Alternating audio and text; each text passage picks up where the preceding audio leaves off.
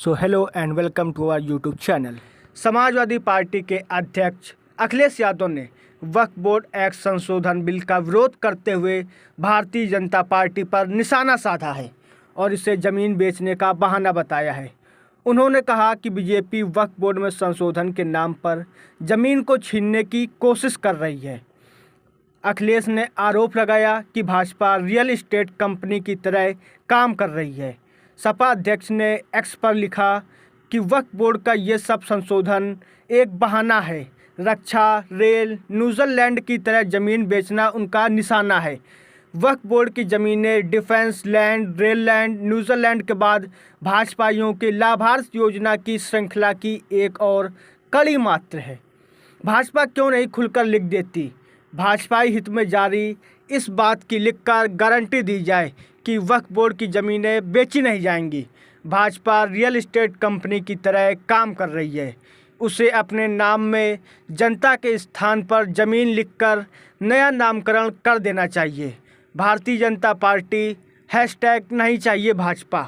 वक्फ board को मिले असीमित अधिकारों के खिलाफ पिछले कुछ समय से विवाद चल रहा है, जिसको लेकर समय समय पर उसकी शक्तियों को कम करने के लिए मुहिम चलती रही है। इसी को लेकर केंद्र सरकार जल्द ही वक्फ अधिनियम में बड़े बदलाव करने जा रही है।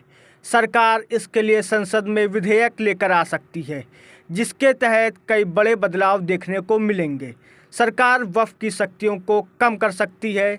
इस विधेयक के अनुसार वक्फ द्वारा किसी भी संपत्ति को अपना बताकर उसे कब्जा करने की अनियंत्रित शक्तियों पर रोक लगाई जा सकती है।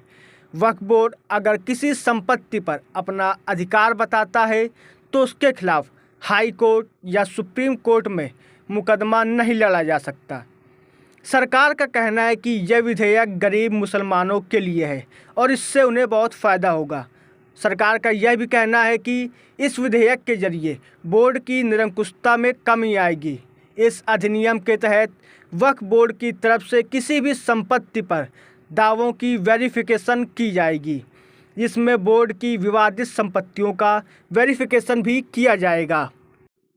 इस मामले को लेकर पक्ष और विपक्ष दोनों तरफ से दलीलें दी जा रही हैं।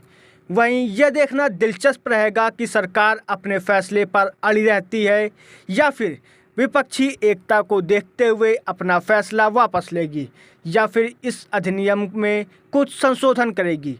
ऐसी और खबरों को देखने के लिए बने रहे। अपनी राय हमें कमेंट सेक्शन में दें। धन्यवाद।